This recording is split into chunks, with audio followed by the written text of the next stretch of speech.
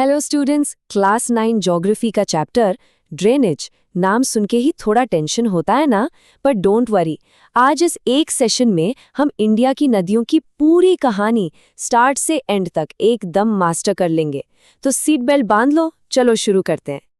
जरा इस पिक्चर को देखो, क्या लगता है ये शांत से बहती हुई रिवर क्या ये सच में इतने बड़े बड़े पहाड़ों को काट सकती है? बिल्कुल, ये जो गहरी गहरी वैलीज जिनको हम गोर्जियस कहते हैं ना, ये इन्हीं रिवर्स की पावर का कमाल है। फिजिकल फीचर्स वाला चैप्टर याद है ना? हाँ, वही पहाड़ और मैदान, इन्हीं रिवर्स की मेहरबानी है।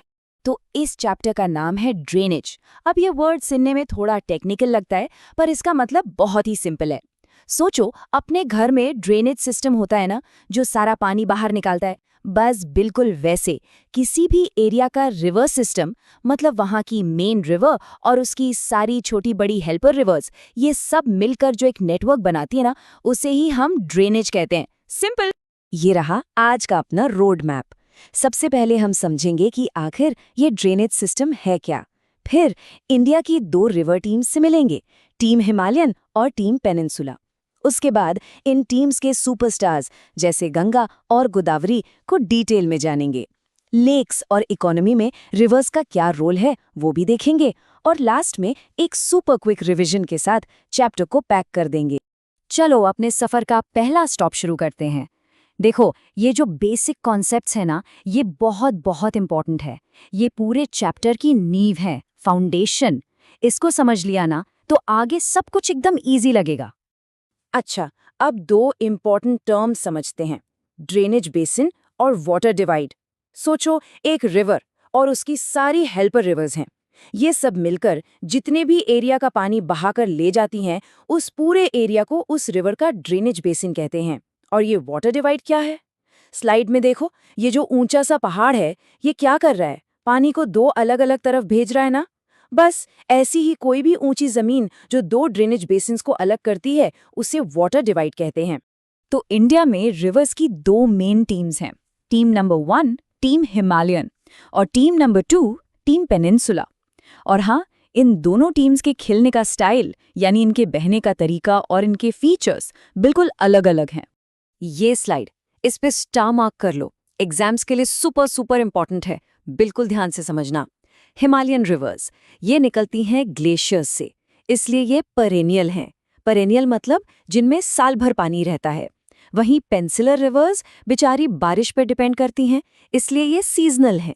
हिमालयन रिवर्स का रास्ता लंबा और गहरा होता है, बड़े बड़े बेसिन्स बनाती हैं।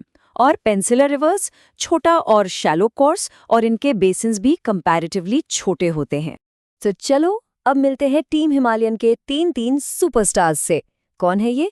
इंडस, गंगा और ब्रह्मपुत्र। सही में ये नॉर्थ इंडिया की लाइफलाइंस हैं। सबसे पहले मैदान में उतर रही है इंडस रिवर और उसकी टीम। चलो एक्सप्लोर करते हैं इंडस रिवर सिस्टम को। ओके, तो इस मैप पर फोकस करो। देखो, इंडस रिवर यहाँ से तिब्बत में मानसरोवर लेक के पास से निकल रही है, फिर ये इंडिया में एंटर करती है लद्दाख से, और फिर पाकिस्तान से होते हुए सीधा अरेबियन सी में जा गिरती है। और हाँ, एक important fact, Indus water treaty के हिसाब से हम इसके पानी का सिर्फ 20% ही यूज कर सकते हैं। इसकी मेन हेल्पर रिवर्स यानी ट्रिब्यूटरीज कौन सी हैं? सतलुज, बियास, रावी, चेनाब और झेलम। ये नाम याद रखना। अब बारी है इंडिया के सबसे इम्पॉर्टेंट और सबसे पवित्र रिवर सिस्टम की। बिल्कुल सही, द गंगा सिस्टम। गंगा की स्टोरी ना बहुत इंटरेस्टिंग है। ये गंगोत्री ग्लेशियर से निकलती है, पर वहाँ इसका नाम गंगा नहीं भागीरथी होता है। आगे जाकर देवप्रयाग में ये अलकनंदा रिवर से मिलती है, और ये जो स्लाइड में संगम दिख रहा है ना, बस यहीं से इन दोनों के मिलने से इसका नाम पड़ता है गंगा। कुछ क्विक फैक्ट्स गंगा के बारे में। लेंथ 2500 किलोमीटर से भी ज्यादा।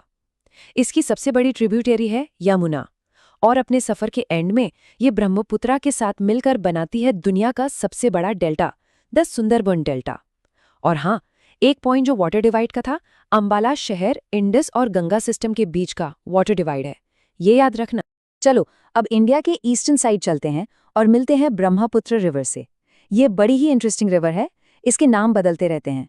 तिब्बत में इसको सांगपो कहते हैं, इंडिया में एंटर करते ही हो जाती है ब्रह्मपुत्रा, और बांग्लादेश में इसका नाम है जमुना। एक रिवर 3 नाम। अब एनसीईआरटी का एक क्लासिक सोचने वाला क्वेश्चन।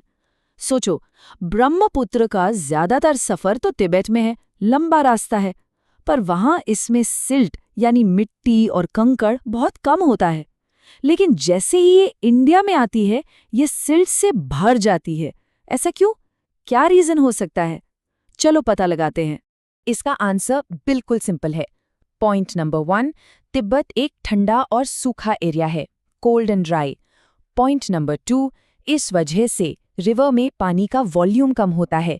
अब जब पानी कम है तो उसकी काटने की पावर यानी इरोजनल एक्टिविटी भी कम होगी, इसलिए वहां सिल्ट कम है। और जैसे ही ये इंडिया के हाई रेनफॉल एरिया में आती है, पानी का वॉल्यूम भी बढ़ जाता है और सिल्ट भी। तो हिमालयन सुपरस्टार्स से तो मिल लिए, अब टाइम है पेनिनसुलर पावर हाउसेस से मिलने का। और यहाँ का मेन वाटर डिवाइड कौन है? ये है वेस्टर्न घाट्स। यही डिसाइड करता है कि ज्यादातर नदियाँ किस तरफ बहेंगी। पेनिनसुलर रिवर्स में ना एक क्लियर पैटर्न है। महानदी, गोदावरी, कृष्णा, कावेरी, ये सारी बड़ी नदियाँ ईस्ट की तरफ बहती हैं और बे ऑफ बंगाल में गिरती हैं, और ये अपने मुहाने पर डेल्टास बनाती हैं। लेकिन सिर्फ 2 बड़ी नदियाँ, नर्मदा और तापी, इस पैटर्न को फॉलो नहीं करती। ये वेस्ट की तरफ बहती हैं, अरेबियन सी में गिरती हैं और एस्चुएरीज बनाती हैं। और याद रखना, गोदावरी सबसे लंबी पेनिनसुला रिवर है, जिसे हम दक्षिण गंगा भी कहते हैं। रिवर्स की कहानी तो हो गई। चलो अब बात करते हैं झीलों की, यानी लेक्स की, और ये भी समझेंगे कि आखिर ये वाटर बॉडीज हमारे देश के लिए इतनी इंपॉर्टेंट क्यों हैं।